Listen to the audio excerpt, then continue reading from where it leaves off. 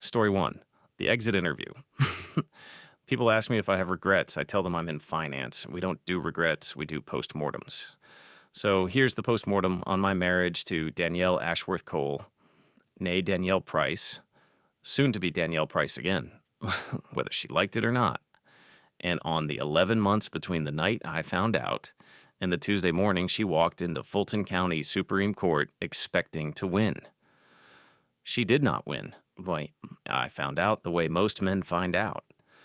Stupidly, accidentally, on a Wednesday evening when I came home from a client dinner in Atlanta and found a text on Danielle's phone that she'd left face up on the kitchen island while she was in the shower. I wasn't snooping. I wasn't suspicious. I was getting a glass of water. The text was from a contact saved as Josh, lash supplier, and it said, among other things, things that lash suppliers do not typically say to their clients, plus the photos, my wife sending nudes like stupid college girls. I put the phone back exactly where I found it. I drank my water. I went to bed. Danielle came out of the shower 20 minutes later and got into bed beside me and said, "How was the client dinner?" Good, I said. "Tedious. You know how Hartwell gets." "Hmm?" she said. "Night," I said. "Night," she said. And that was the last normal conversation we ever had. Though she didn't know it for another 11 months, I should tell you about Danielle. Because this story doesn't work without understanding who she was and what she'd built. We met 12 years ago at an Emory alumni event, which means we had the same degree from the same school. And somehow she still thought I was less intelligent than her, which is one of those quiet marital miscalculations that tends to compound over time. She was beautiful in a specific architectural way, the kind of woman who understood exactly how she looked from every angle and made decisions accordingly. She was also genuinely smart, genuinely driven, and had built over 8 years a salon called Eclat in Buckhead that had gone from one location to 3. She was proud of it, justifiably, mostly. I say mostly because of what I eventually found in the financials. But we'll get there. I was a senior VP at a mid-size investment advisory firm called Hargrove and Wren. Good salary, better bonus. The kind of job where people at parties asked what you did and then nodded in that specific way that meant they'd stopped listening but were filing the information away. We had a house in Brookhaven, 4 bedrooms, a mortgage I was paying entirely, which I noted without comment for several years and then noted again very carefully with a lawyer. The first thing I did that same Thursday morning before Danielle was awake was call my college roommate, Daniel Fitch, who was now a family attorney in Marietta and who owed me a significant personal favor from 2019 that I had been saving for something important. This qualified. I told him what I'd seen. I told him I was not moving hastily. I told him I wanted to understand, before I did anything else, the complete financial and legal architecture of my situation. Daniel said, "Don't touch the accounts. Don't change your behavior. Don't let her know." "I know," I said. I mean it, Josh." "Daniel." I was already at my laptop. "I do this for a living." The second thing I did was begin what I privately called the inventory. Our joint accounts held at that point approximately $340,000 in liquid assets. We also had a brokerage account in both names with roughly $180,000 in holdings, a 401k in my name, and a 401k in hers. Smaller, because Eclat had not always paid her a formal salary in the early years, which was a financial decision I had helped her make and which I now revisited with fresh eyes. Georgia is an equitable distribution state, not community property. That distinction mattered. Equitable doesn't mean equal. It means the court decides what's fair based on contribution, conduct, and need. I had been the primary earner for 11 of our 12 years together. That was contribution. The text from Josh, lash supplier, was conduct. But here's the thing about equitable distribution that most people miss. The court distributes what exists at the time of divorce, not what existed before, not what might have existed, what exists. Over the following 4 months, I moved money Not illegally. I want to be precise about that because I spent a great deal of time with Daniel being precise about that. I maximized my 401k contributions to the legal limit. Retirement accounts are typically treated separately in Georgia divorce proceedings. I prepaid a number of expenses, professional dues, insurance premiums, a conference registration for an event 18 months away. I made several loans to my brother Kyle, properly documented, interest bearing, absolutely real loans that he would absolutely repay, some of which I had structured specifically to be repayable after any divorce settlement was finalized. By the time Daniel filed, the joint liquid assets had decreased from $340,000 to approximately $190,000. Every dollar was accounted for. Every transaction was legal. Every record was clean. Danielle's attorney would later call this systematic dissipation of marital assets. Daniel called it legal financial planning. The judge ultimately called it inconclusive. The job was the elegant part. I want to give it its proper credit. I had been at Hargrove and Wren for 9 years. I was good at my job. My managing director, Paul Hargrove himself, was a pragmatic man who had once told me during a performance review that I was the kind of employee a firm builds its next decade around. I told Paul in October that I needed to discuss something sensitive. I told him I was going through a divorce. I told him that the proceedings were likely to involve significant scrutiny of my income. And I told him that I had been thinking about what I actually wanted the next chapter of my career to look like, and that I wondered whether we might structure a transition. Paul, who had been through his own divorce in 2014 and whose eyes did a specific thing when I said the word alimony, was receptive. What we arranged, properly documented, reviewed by both our attorneys, entirely above board, was this. I would resign my position at Hargrove and Wren effective December 31st. I would receive a standard severance package. I would transition to a consulting arrangement with a new entity I was establishing, which would initially operate at significantly reduced revenue while I built the client base. On paper, as of January 1st, I was an unemployed man with a severance runway and a startup consulting firm generating modest income, which was true. It was also true that Paul and I had a handshake understanding, not a contract, not a document, nothing discoverable. That once proceedings were finalized, we would discuss what a return engagement might look like. I did not lie in my financial disclosures. I disclosed my severance. I disclosed my consulting income, which was real, just not yet substantial. I disclosed my assets, which were exactly as described. What Danielle's attorney presented to the court was a picture of a man who had voluntarily impoverished himself to avoid his obligations.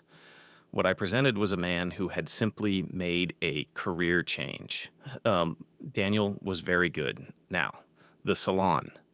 I want to be clear that I did not go looking for this, or I went looking, but I was looking for something else. I was looking for Danielle's financial records because I wanted to understand the full picture of her income for the alimony calculation. I had subpoenaed a Claw's business records through the divorce proceedings, which was routine, and I had hired a forensic accountant named Beverly Okafor, who was thorough in a way that I found deeply satisfying.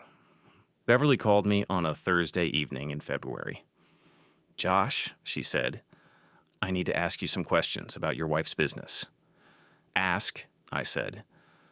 What Beverly had found, buried in 3 years of A-Claw's books, was a pattern that she described as inconsistent with normal salon revenue flow. Cash deposits that didn't align with appointment volumes, vendor payments to entities that Beverly could not locate any legitimate business registration for, a pattern of transactions that, in Beverly's careful professional language, warranted further review by appropriate authorities. I asked Beverly to prepare a complete report. I asked her to hold it. I filed it in the same folder where I kept everything else. Then I did what any responsible citizen with knowledge of potential federal financial crimes would eventually do. I just didn't do it immediately. I should tell you about Josh. The real Josh. Josh. Lash supplier. His full name was Josh Tate. He was 31, 6 years younger than Danielle, and he was a personal trainer at a gym in Midtown that Danielle had joined 2 years ago. Right around the time she stopped asking me about my day, I had a private investigator for 6 weeks. Not because I needed the evidence for the divorce. Georgia is a no-fault state. Infidelity doesn't move the needle the way people think, but because I wanted to understand the shape of it. I am a man who needs to understand the shape of things. The shape of this was Josh Tate saw Danielle on Thursdays, occasionally Saturdays when his schedule allowed. He was attentive and communicative in the ways that men are attentive and communicative when they are managing multiple situations simultaneously. My PI, a former Fulton County detective named Roy, who charged $85 an hour and was worth every cent, flagged 3 other women, 2 of whom he was seeing with similar Thursday regularity. Danielle, I am fairly certain, believed she was the primary situation, the one he was building toward. They had taken a weekend trip to Savannah in November. I knew because I'd been in Chicago for a conference, and because Roy had photographs, and she had posted nothing about it on her Instagram, which told me she was protecting something she considered serious. She was not the primary situation. She was not even, by Roy's count, the secondary situation. She was a very well-maintained booty call, especially on Thursday. That guy had Danielle on rotation. Just the thought of that brought a smile to my face. And here she was thinking, I am not enough. I sat with that information for a long time, not with satisfaction, with something more like clinical interest. The woman who had decided I wasn't enough. The woman who had looked at 12 years and a house in Brookhaven and apparently thought she could do better, had given her faith and her secrecy to a man who was seeing her on rotation.